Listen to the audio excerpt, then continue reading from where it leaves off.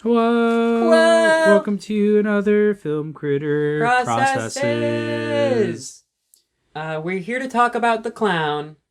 The clown in the room. The clown in the room. Donald Trump, ladies and gentlemen.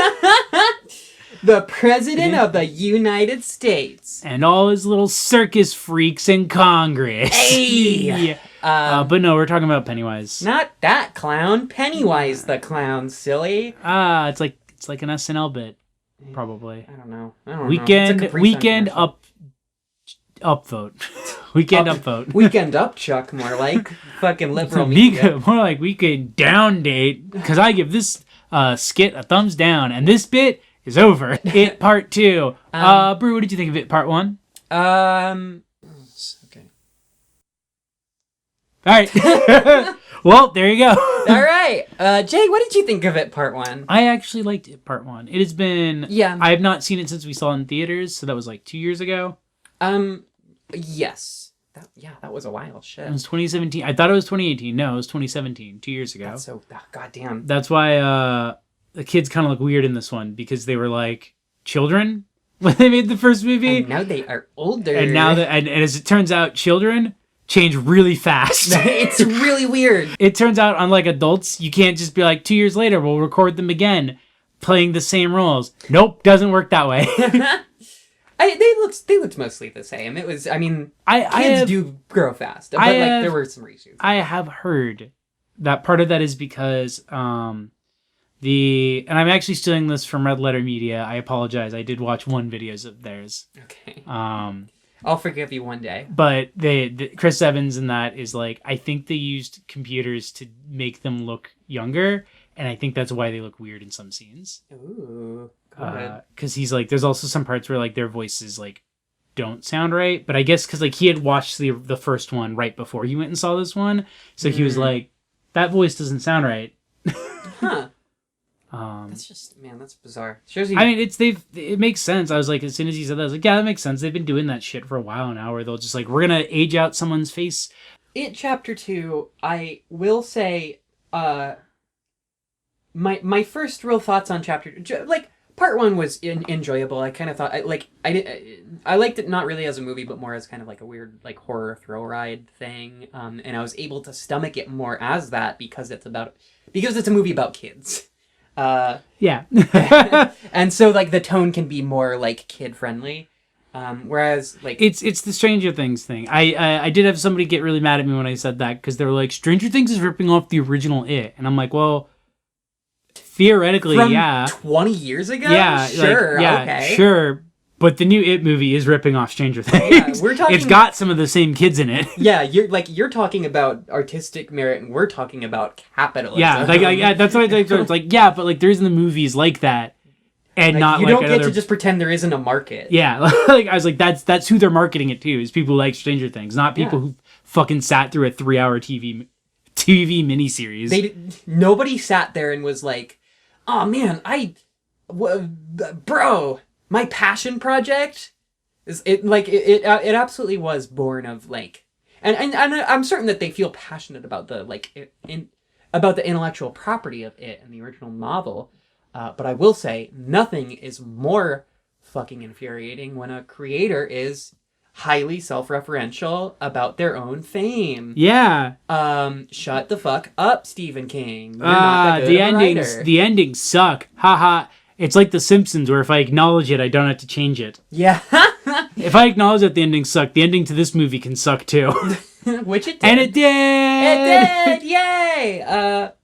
Yeah, I don't know who the fuck this movie's for. Like, I guess people who just saw the first one and wanted to watch the new one? Yeah, absolutely. It's not very good. It's not very interesting. It kind of just plods along. I think the screenwriters kind of feel like they did something really smart and nonlinear, but they didn't. They kind of just, I don't know. They kind of just cherry pick a bunch of like weird anecdotes, to make it feel more nonlinear than it is. It feels a little bit like an illusion, because really the main plot here is just them being adults and fighting the fucking clown. And some of the effects and some of the stuff as far as like just the visual design, I think that's really what I would want to take away from both of these movies is that visually they're both quite good. I think the people who are working in the visual effects department really knew what they were talking about. And I really like the scene when they're in the Chinese restaurant, the little things bursting out. Those are yeah. They're very, they're cartoons, but they have good design. As much as that scene was like really fucking contrived and annoying and like some real like Honey I Shrunk the Kids bullshit. I was losing my mind when they were like switching the 5 grown adults, 1 brain cell each, trying to be like, what does the word say? I can't figure out what it says. And I'm just like, oh my God, you don't even need Stanley's name. It clearly says, guess couldn't cut it. Yeah. It could not be more clear. Like, I didn't even think there was going to be one. I thought they were going to be like, well, clearly something's missing. What's missing? And then they'd be like, Stanley. Stanley's missing. Stanley's not here, so we don't have his thing. Stanley's the one who couldn't cut it. Because Stanley cut himself out of the movie. Yeah. Yeah, absolutely. It's a bad film. All the writing is just like really like everything that everybody says to each other makes no fucking sense. Everybody is constantly lying. Every single What is up with that? Like what that is point perfect of what I mean about the Stranger-Things-ification of these things is because in Stranger Things season 1 it's not a problem, but in everything after that the characters are just constantly lying to each other for no reason. Like I guess people lie, but also it's just they're not white lies. They're like, hey, at the end of this Native American ritual, which by the way, yeah, okay, what the fuck was that? Like so a friend had brought that up and I straight up was like, I'm not gonna be real with you. I deleted those scenes from my brain because I was like, this is a movie made now. Yeah. This feels like a movie. Like this feels like you would have had this in a Stephen King adaptation from the 80s. For real. It's so bad. And first of all, the audacity to have character. Basically, the point I'm making is that like the lie is that at the end of this ritual, we're all gonna die. Essentially, like yeah, it and it's just stupid. And it's like no, it's fine. They just didn't believe enough, and it's like why would you? Stupid. Why? What the fuck are you talking about? And also just be a movie that's like partially about like bigotry and racism and homophobia, which we'll talk about that. We'll spin you a yarn about that. To then like have no significant native characters and to use them as a like vehicle as literally as like, magic as magic. As magic. Like the magic trash people who live outside of our trash kingdom. Not only do your films have to have like the magical black person trope, like to a certain extent, like it doesn't go all the way, but it has the trappings of that shit too. Yeah, well, it's fine because he learned it from magical Native Americans. Yeah, so just fucking, it's so abhorrent. And it's really who like, gave him drugs? God, who just gave him DMT? Like that's you can just like come up with the most like as long as your message is the most milquetoast like inapplicable bullshit to real life, they will give you billions of dollars. I think it would have been much funnier if the twist is Pennywise goes like, tell them the truth, and then like what we see actually happened is that he just went to a dude who was like an indigenous American and sold DMT, but that was it. Like he wasn't like, let me tell you this like magic secret ritual we have. Yeah. He was just like, 15. And he just smoked DMT and made up the whole story. Oh my God. I mean, I've been there. That would have been a much more comical and less racist twist. Yeah, and it's just a fucking comedy of errors. Like, just write your characters. Write them like people. Write them like talking like, especially because you have a great narrative hook here of like, these are characters who all had some traumatic shit happen to them from growing up in small town America that fucked them all up for life. And they moved away and they all forgot about it willingly. Yeah. That is a great setup. Yeah. And like, you don't really see the movie using that conceit to really tear apart these structures of inequality, actually. Yeah. Like or these structures of trauma. Like how do you deal with trauma? What what can you do in a small town trauma? What do you do when you can't get out? Mm-hmm. Yeah, and it's just kind of tosses that shit by the wayside, and there's all this dialogue. It's just like, you and your fucking fat wife. Your wife is just like your mom, and you call her mommy. Yeah, it's so hateful. It just feels shitty. Like, I don't, dog. Yeah, like, dude. Just like be nice to your friends. Yeah, Like, I don't know. What was up with that? Where they were like, yeah, like we all got back together, and it's like, oh, we all love each other again. But like they talk to each other in that scene like they hate each other for real. Like they don't. They haven't seen each other in 27 years. So how much are they friends? Really? Like I get that there's a certain extent of just like, we all went through this crazy thing together, but the weird shit with Beverly and Stanley is the fat kid. Who's the fat kid? Fucking, I don't remember. There's this whole plotline where fat kid becomes acceptable skinny adult. That just becomes like, wow, Archie got hot, but he's like, wow, he became hot, and for some reason aged 20 years more than all of us, because like he looks like he's fucking 50.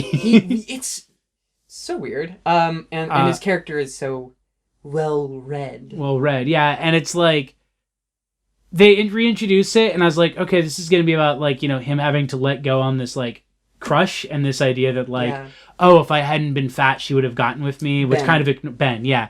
This kind of idea of like, if I hadn't been fat, she wouldn't have gotten with me, and acknowledging that like, she was going through some shit too. Like you can't, like your high school love was not going to be your true love. Yeah.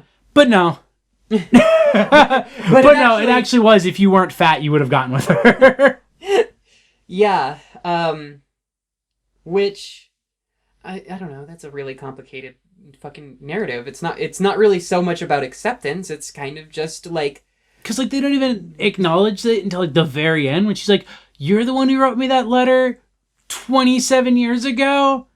Fuck, I gotta get me some of that dick. That good poetry writing dick. Yeah, it's really, I don't know, the movie kind of plays with whether or not she would have said yes to Ben if she had known that he like wrote the poetry. Just and it's like, I don't think she would have, like, not even like because of like who Ben was. I don't think she would have, because she was currently being abused by her father. Absolutely. In high school. Like it's very, very clear that like Bev as a teenager in the film, like in the original series or in the original movie and in this one, is like looks the way she does because she's being abused by her father. She's not in any position to be in a relationship, and it would be extremely fucked up to ask her to be in one. God, yeah. Yeah, I would say the abuse plotline might be like some of my least favorite shit, like especially in the first like chapter 1, but in this one it is just like really like it feels really gross. It feels gross. Really like like like when shitty dudes are like, haha, I bet you were traumatized, daddy issues.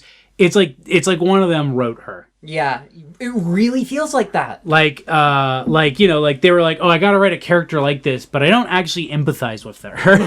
The actress does a great job. Like she does really well with what she has. Is an incredible actress. Yeah, both the teen and the adult actress both do very good jobs with it.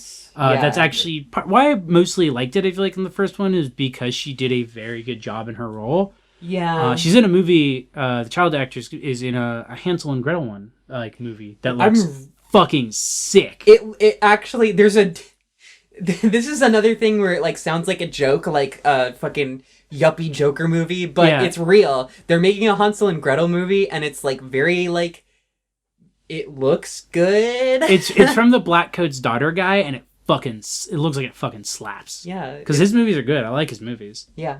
I would trust a Hansel and Gretel movie from him. Why not? But yeah, no, like the actresses all do fine with it. It's just I would say her as an actress, she's responding very realistically and very well to something that I don't to a source of trauma that I don't feel is portrayed responsibly or realistically. Yeah. Or really empathetically. It's really just kind of presented in a way of like, God, doesn't it suck that like, she's like traumatized. Yeah. No, girl. No, don't have trauma. You're so hot. Don't get traumatized. You're so sexy. Like, literally, that's what it feels like. Yeah. Yes. And, like, sort of this... I hated the scene in the movie with her husband that she runs away from, where it seems like he's just an okay guy, and then he's just like, actually, I'm not an okay guy. I'm the Joker, baby. Oh my god. That was like, I was like, oh, that's actually really cool that they're like, you know, her marriage is falling apart because of this resurfaced trauma. But it's like, you know, the idea that like she had this stable life that she carved out after she got away. Oh, no, just kidding. You know how women be. God. Yeah.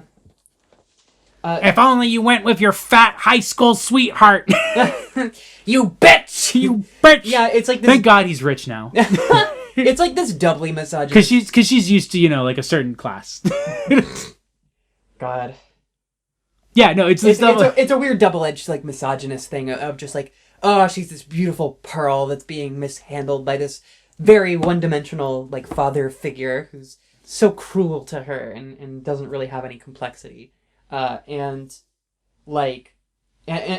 also like, how dare she be so shallow? Yeah. This bitch! This is horrid woman. She just needs to realize that her true love was in front of her the whole time.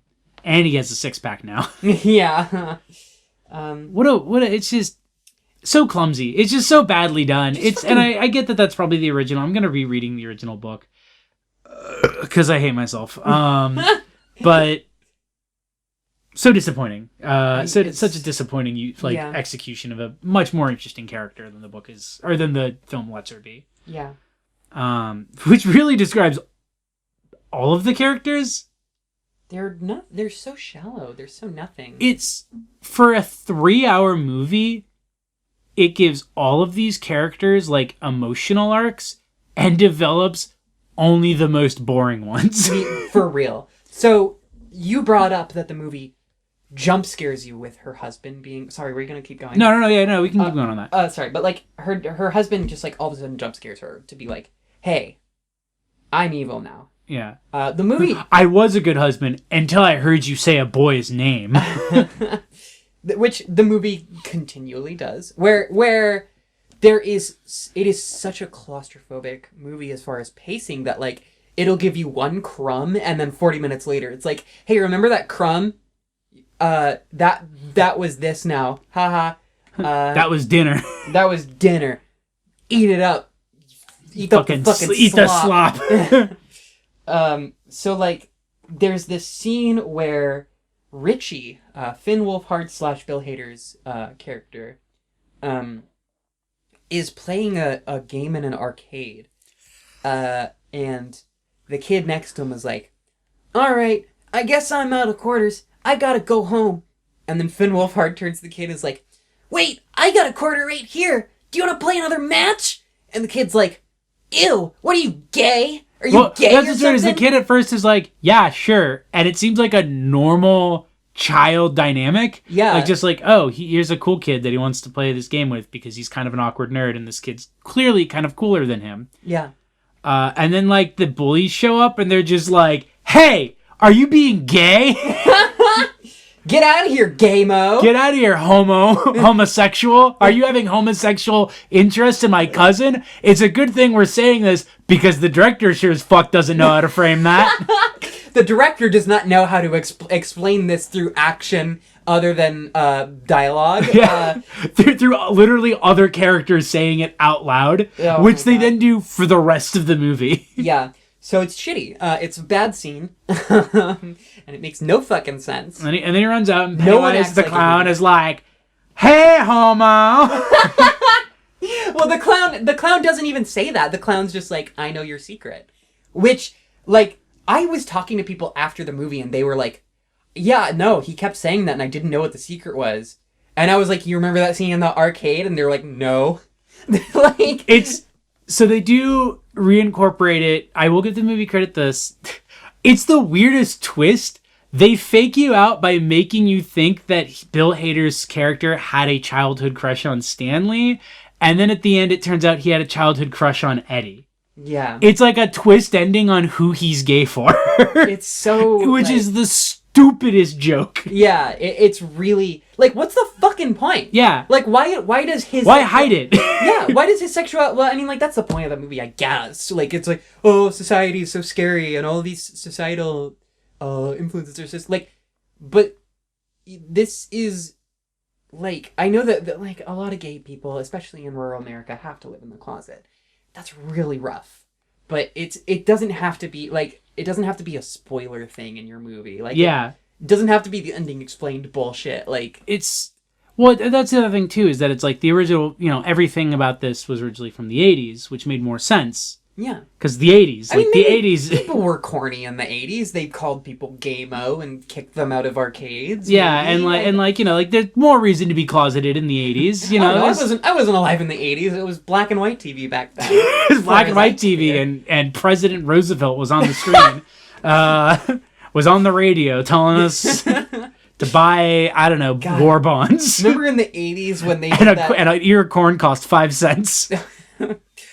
Oh god, what was like a famous... remember in the 80s when they did the fucking radio play of The Godfather and everyone thought it was real? So they shot each other? But yeah, anyway, we are adapting this from a source material which was written in the 80s, about 80s gay stuff. Probably not very well then either. And the way we are adapting it to 30 years later, is we're just doing what it does in the book, which is like things have changed in 30 years. Yeah, like you can't. Like, I'm sorry, you can't do a narrative like this beat for beat the same way. Because it doesn't fucking work like that. Nothing you portray in the movie works like that now. Yeah, absolutely. And maybe that's just a difficulty in storytelling, that like maybe forms of, I guess, like street harassment that feel kind of didactic to us when they're portrayed in films are like, people really did say fucking 23 skidoo or whatever. Like, who knows? So, straight up, here's something they could have fixed this stupid narrative with. Yes. One, so his actual crush is on Eddie. Eddie was like the super hypochondriac child, right? They don't reflect it at all in the characterization, by the way. No, they don't. It is very much heavily implied the whole film that he had a crush on Stanley, and so he feels guilty that Stanley's dead. I didn't even feel that. There's like a few small stupid lines about it. Okay. And then at the end it's revealed that he starts crying, and then you see what he was carving on the bridge. Mm-hmm. And it's actually E, not S, because they don't show you what the second name he was carving the first time was. Yeah. No, the way they show it is they have flashbacks of him and Stanley. Mm. And so the implication is that he was hanging around Stanley a lot because he had a crush on him. Like, he goes to... Where Stanley does the, like, I'll always be a fucking loser speech. Oh, yeah. And, that's like, immediately after those scenes. And, like, what's the point of that scene... To mislead you into thinking he's gay for Stanley and not gay for Eddie. Bad writing. Anyway, so here's how you fix that. Eddie, all right, we already have Eddie as the hypochondriac character. Bam. In the 80s, the homophobia that what's Bill Hader's character name? Richie, the homophobia he experiences as they say, ew, are you gonna give me AIDS? Because it's the 80s. Yeah. It's the fucking 80s in the flashback, and that's what homophobia manifests as. Yeah. Like, are you ready to talk about these phobias, really? Yeah. Or do you just want to make your feel-good jerk-off? Like, I'm not going to sit here and insinuate that Stephen King and the creators of this movie don't fucking care. They don't, but they will say they do. They will say they do and make and write these, like, sweeping narratives about social change that are... Like, I don't know, maybe, like... But don't acknowledge how things have actually changed. Yeah. In any way. So it's like you have that. You have that be his trauma of a kid in the 80s being told he has AIDS, and the person he has a crush on is a huge hypochondriac, and that immediately changes a great way in which you can write the tension of him still being paranoid to tell this person he has a crush on him because he views being gay as being diseased, and the person he has a crush on has a terrifying phobia of disease. That's at least fascinating. Like, and that's still something gays in 2010s like have to deal with is the fear of being diseased. Yeah. Yeah. Get on PrEP, everybody. For real. Yeah. Not even. That's not a joke.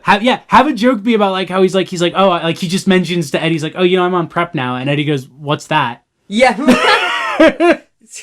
Hire us, Hollywood. Yeah, come on. It's so easy. It's so easy to write Writing this. is the easiest thing in the world. I mean, it's not.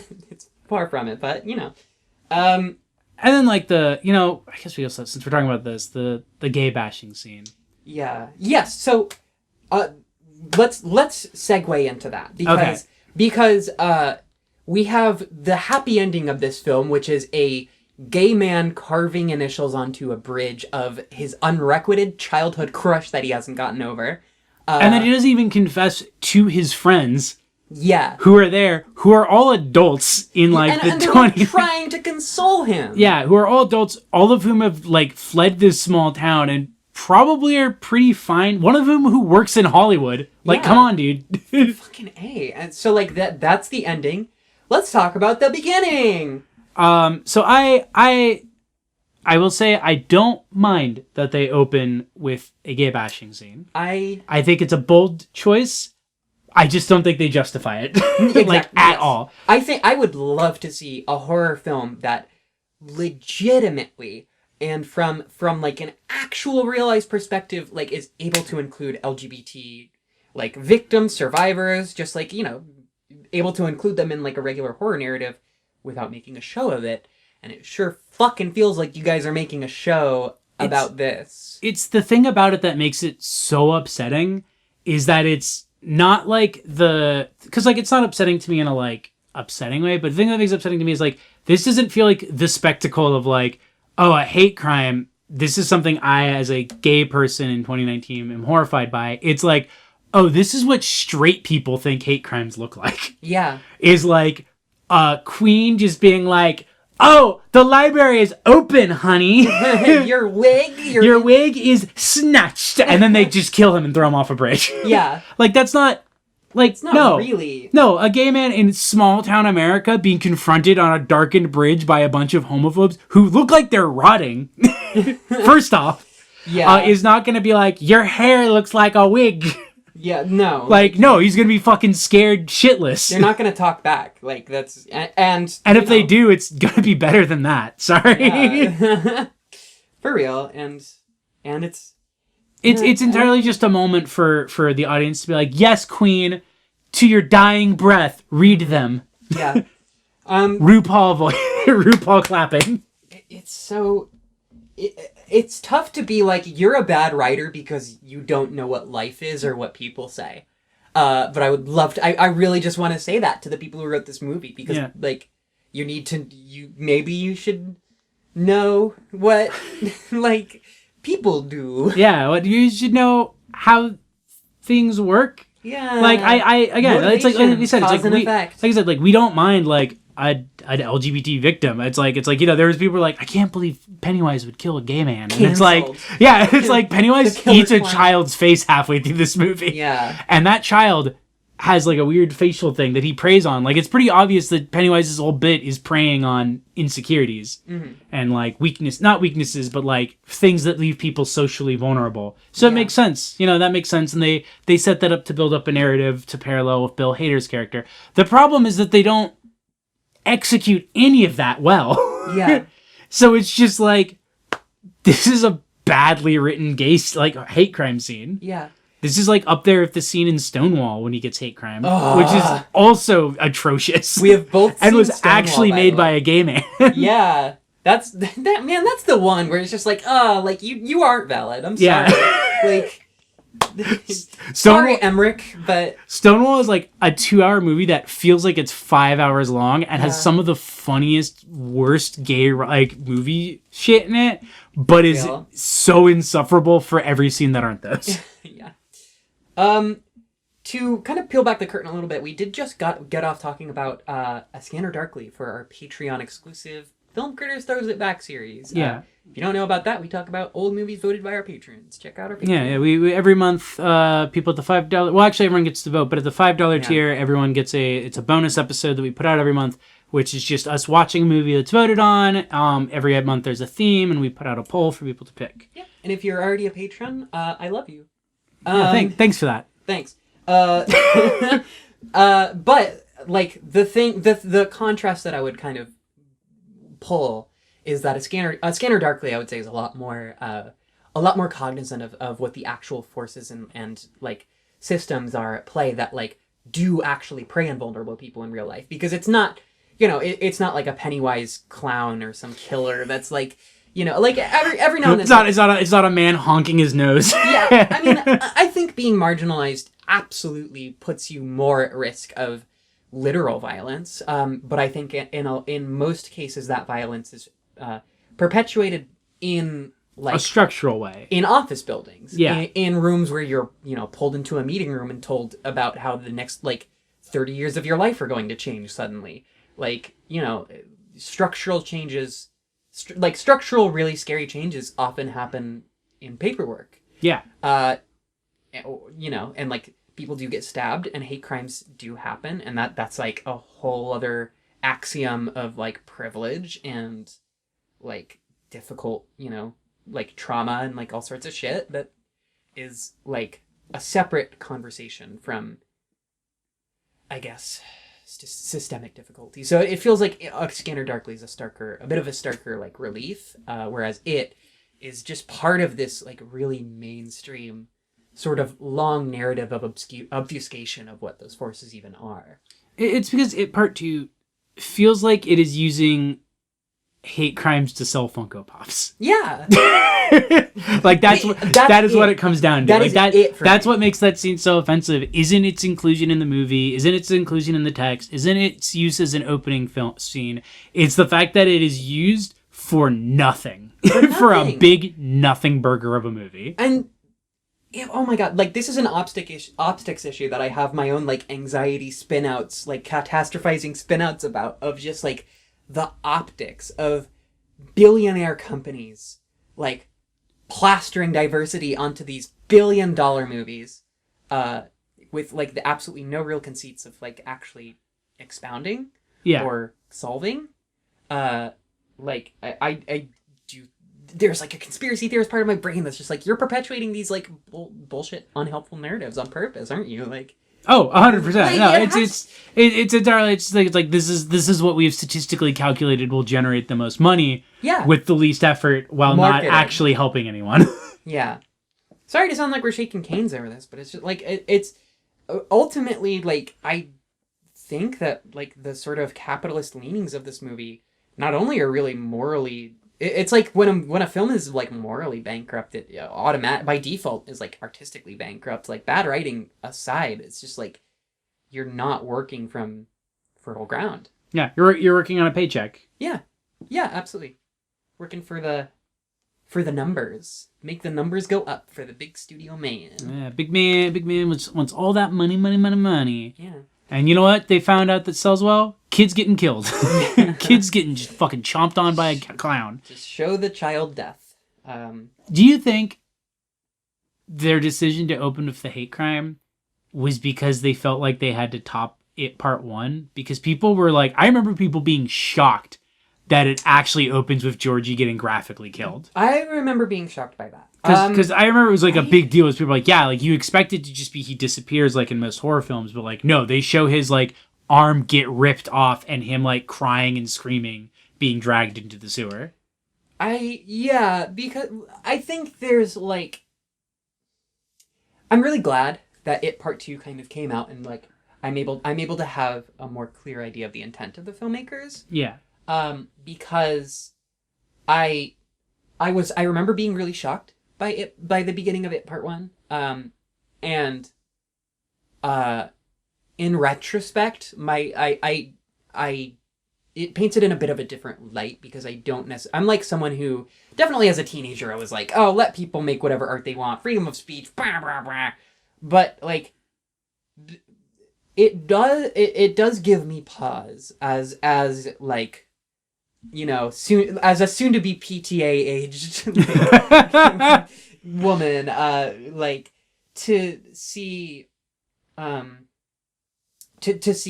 again, $1 billion budget movie mainstreaming images of violence against children, like not so much by itself, but like cast against the homophobia, cast against all of the other violence of people who are like violence against people who are marginalized and vulnerable.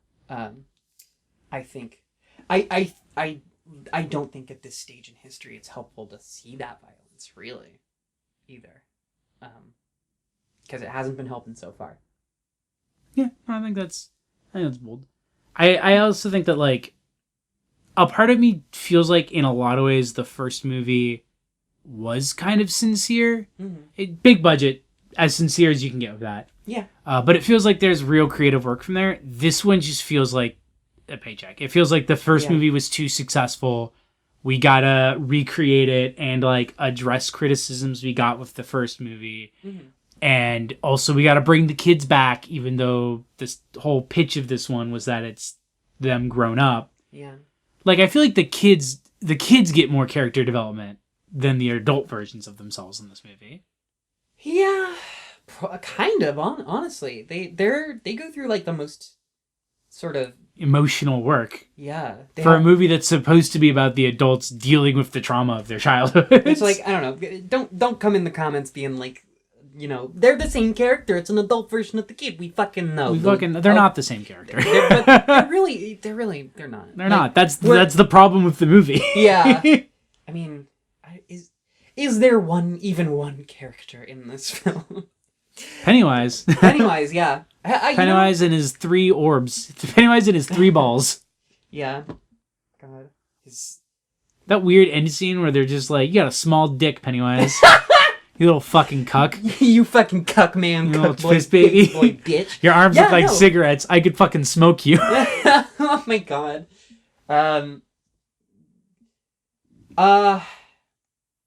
Yeah, I can't come up with very many more ways to say the writing was bad, but the fact that the movie ends with a scene of them just being like, "You suck, you're fucking stupid. You're a fucking clown, fucking piece of fucking which shit." is weird. It weirds me out too because like we got to make him feel small. We got to make him small, so they call him a clown, and I'm like, clowns are adult sized. And also, he knows he's a clown. Yeah, he made this choice. He's not like, damn, a clown. The one thing I hate being more than anything.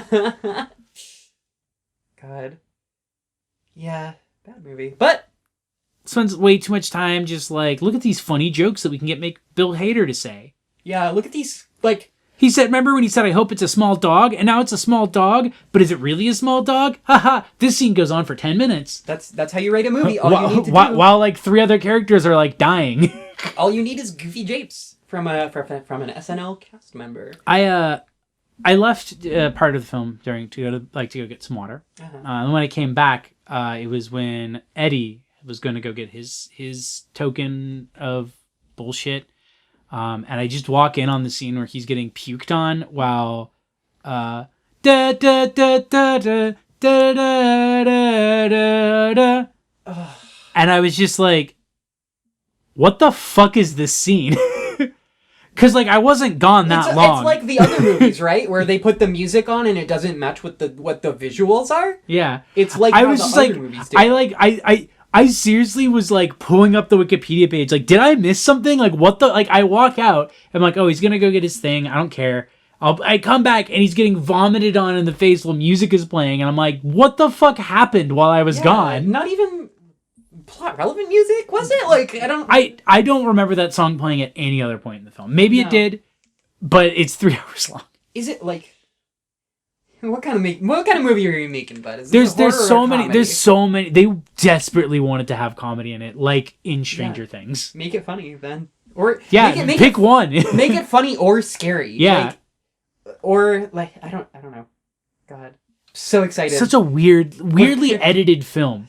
It's so weirdly edited in that way. I don't know why I'm giving so much behind the scenes info in this episode, but we're about to talk about Midsommar Director's Cut in our next episode, which is either going up before or after this. Midsommar's right, and it's great because Midsommar's Director's Cut really shows the differences editing can make. For real. And writing. Yeah. Like, Midsommar being a movie that is both scary and funny. Like, all at the same time, and is, like, perfectly balances those genres. And, like perfectly tuned in ways so that, like there's going to be different things which are going to be funny to some people and scary to some people and vice versa. But that works tonally throughout the whole film. Absolutely. Brilliant. Yeah. This scene has a scene where fucking a guy climbs through a window and stabs a dude, and then the other guy, like, stabs him, and it's like played for laughs, and then he's just fine the next scene. He just comes back and he's like, yeah, I went to the hospital and I'm okay now. I'm okay. I was stabbed. Oh, he's dead now? Glad we spent like 40 minutes of this movie on him. Glad that we went out of our way to establish that he wasn't dead at the end of the last movie to bring him back and kill him almost immediately. Oh my god. Yeah. He spends more time in that film escaping the insane asylum that he's in than actually threatening the adults that he escapes the insane asylum to threaten. I hated that. That whole fucking... Like, why? Why? Why did he need to be in the second movie? There was literally no... I could not think of a scene... I mean, okay, I'm assuming he was in the book, but it's also like, you could just cut him out. Like, fans aren't going to be like, I can't believe you cut him out. My favorite character, the bully. Yeah, I don't know. It's fucking hard to make an adaptation, but at the same time, I then don't. I feel like editorship was not done here. Just like, all right, big boys made chapter 1 and it got a bunch of money. Now let's ship you off to the second film immediately and not double check that script. That is 3 hours. Looks like, yeah, no, it's fine. Keep going. No, it's fine. The first one was long too. It's fine. Yeah, it's fine. Just go with shooting. We're on schedule. Listen, Finn Wolfhard is turning 17. We need to. We gotta shoot this now. Fuck. He's 6'5" now. Come on, we gotta. The kids are just like growing rapidly, like as they're in the middle of filming a scene with the fucking Eddie, and he just grows a beard while he's talking. Oh god. But anyway, Bill Skarsgård, great job. You did wonderful as Pennywise. Yeah, he did. No, the acting in this film was mostly all over the place. But people, I think, were doing the best of what they had. Bill Hader, I think, actually would be good in more horror films. I think so. I think that he was the only one who was able to like bring pathos to his character. Yes. Yeah. Or like, I don't know, because I think that like if someone's got to write the fucking movie, and if it's got to be the actor on set improving, then by God, that's better than nothing. So yeah, I think that he did a shockingly good job. I think his stood out. What was her name? Jessica Chastain stood out, and Bill Skarsgård definitely stood out. Everyone else kind of. All right, I will say we've been talking about this movie way too long, but I want to cover one more thing. Okay. You know those videos? This is like a really niche like film culture thing. You know those videos on YouTube where the title is all lowercase and it's like X celebrity and Y celebrity being X adjective. Yeah. I think like the companies are starting to make those now. Oh, 100%. Yeah. Are you finding ones for this? Yes. Okay. Where it's like Jessica Chastain and a random other actor in this movie being a chaotic duo or something like. Oh no, 100%. Those are being made. You? These are 100% like it's like a. Like who fucking cares? If you go to like r/movies, it's so obvious. So many of the posts on it are paid. Yeah, because it's just like, God. Look at this cute moment of Brie Larson on the set of Marvel Suck Off fucking shits town. Fucking Dark Phoenix. Yeah. Oh look at this like cute moment. Florence Pugh frowning really heavily because she went from being in a great movie to a fucking garbage Marvel movie. Yeah. I'm sure she loves to be there though. I'm sure. I'm sure she loves money. Yeah. But no, it's hey Marvel, cast me real quick. Hey Marvel, let me flex on you. Let me flex on you real quick. Let me be a class traitor real quick. I can't joke about that. Anyway. Yeah, you can. Why not? Oh, fuck it. We're all class traders down here. But yeah, on the real, it's so like, no, I 100% think that that studios have started making it. I definitely think like, I would say 30 to 50% of fan culture online now is fake. Manufactured, absolutely. Is manufactured. Like, even if like people are genuinely engaging with it, I think studios set them to do so. Yeah. And it makes it hard to talk about things I like on the internet. That's why I don't fucking do it anymore. Yeah, that's why I don't even fucking bother. Yeah. I'm kind of like, I don't know. In a sense, I'm glad about the mainstreaming of the internet and like Web 3.0 and all this bullshit because it just means spend less time in front of my fucking laptop and my phone. Yeah, because now you can't be depressed online anymore. Yeah, because then KFC will be like, hey, we got a dating sim for you. all the capitalist forces that were making you depressed are in front of your face all the fucking time now. So and now there was like that brief, beautiful window of time when they were trying to start doing it like on Tumblr, but like they were really bad at it. So you could just like completely derail an ad campaign, like just edit their just for post. fun. Yeah. People constantly say that the reason editing posts got taken away was because of that thing where somebody edited John Green's post. I don't think it's true. I think it's because people started editing Denny's posts. Specifically, there was one where somebody edited the post to say, when daddy brings you the eggies. And it got like hundreds of thousands of notes, and everybody thought it was a real Denny's post and were pissed off at Denny's because of it. And I think that's why editing got taken away. And that's why Denny's hired their social media marketing idiot and fucked up Twitter forever. Fucking ruined Twitter permanently. Thanks, Denny's in America. God, Denny's really was. We were warned. There were people who were like, guys, I don't like that Denny's is a Tumblr. I don't like this. I don't like that they talk like one of us. Not a good sign. Such a litmus test for the Trump presidency. It's a real skin taker moment. And everyone's like, I don't think this guy's real. And everyone's like, no, it's just our friend Denny's. No, it's our friend Denny's. It's so funny, right? It's our friend Denny's who's been here the whole time. So yeah, kind of goes without saying. It Chapter 2, more like shit. Chapter more 2. like shit. I'm number 2 because Shit. number 2 is the number of shit. That He's the poo poo number. number 2 is the number of shit. Jay said it best. What would you rather have spent your ticket price on? What is it at? Like 15, 10, 15? $15? I'd say $15. Who knows? I have AMC Pass. I don't give a shit. God, what would I have rather spent it on? I guess like maybe like DVDs of the original, because I started watching it on Hulu and then Hulu took it down before I could finish it. Oh yeah. So I never got to watch the original, and I do like to go back and watch influential horror media. Yeah, why not? I mean, it also has such like the original It, I should clarify, also has like kind of a weird legacy as far as being kind of poorly reviewed. Yeah, but that always makes them interesting to revisit, is things that were like very culturally influential but very critically Yeah, it's an interesting artifact in that way, that like everybody remembers being scared shitless by Tim Curry's performance. Tim Clowney. But no one really remembers the like very silly. Well, I guess people do remember the silly spider prosthesis at the end of that movie. Yeah, no, people definitely remember that, which I think is maybe part of the joke of the endings always suck. Yeah. And the ending this one's gonna suck too. Yeah. Don't get your hopes up. No, just fuck it. Ooh, thunder. Oh, we just got some dark thunder. and stormy night here for us recording this horror special. That's really rare in Seattle, actually. Yeah, no, we just had one. Hopefully we don't get a power outage. Yeah, that would be really bad. Well, I mean, I'm on save the file, save the file. Fuck. Yeah, all right. Yeah. What about you? What would you have rather spent your 15 on? Clown makeup. For my so you can post. Life. So you can post. So I can post online. So I can post my takes. What are you glad you didn't spend your 15 on? God, on the subject of Halloween costumes, I did go to like we have a local store. I don't think it's the store's fault. I think it's honestly a great store.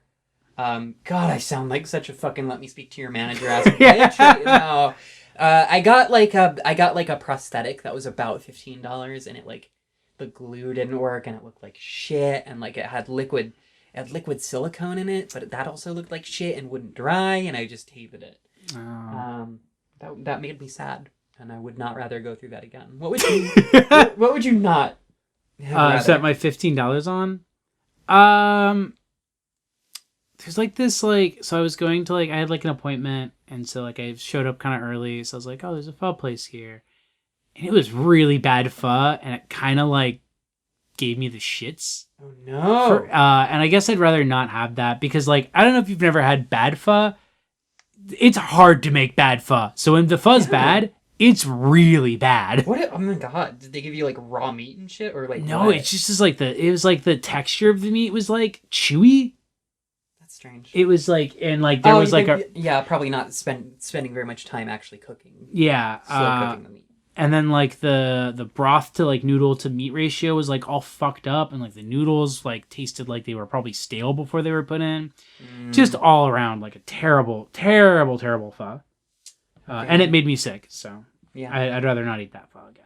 So in conclusion, boo boo but bad movie, poo poo, Poo poo, diarrhea, shit in my. If you really want to see the ending of it, I guess you can go see it. Otherwise, give this one a pass. Although I did get some tickets for some friends of ours, and they apparently really enjoyed it. All right. Well, fuck them. Yes. Fuck you. No, they're gonna listen to this. They're gonna listen to this, and So they're gonna say, it was our good friend. Hi. I'm cutting. Yeah, you can cut all that. But that's why I was like, at this point, we're probably just cutting it, so I'll just say who it actually was. Yeah. But in any case, thank you for joining us. Yeah. We enjoyed talking about this film at the very least, and like I explained, we're gonna talk about Midsummer Director's Cut, which we saw, and we're gonna talk about Scanner Darkly, which is gonna go up on our Patreon at some fucking point. So keep an eye out. And we love you. And thank you for supporting us on Patreon if you're not, and if you're not, thank you for at least listening. Yeah. Thank you so much for listening all the way through. And yeah, we'll see you next time. I'm Baru. And I'm Jay Bearhat. And bye. Bye.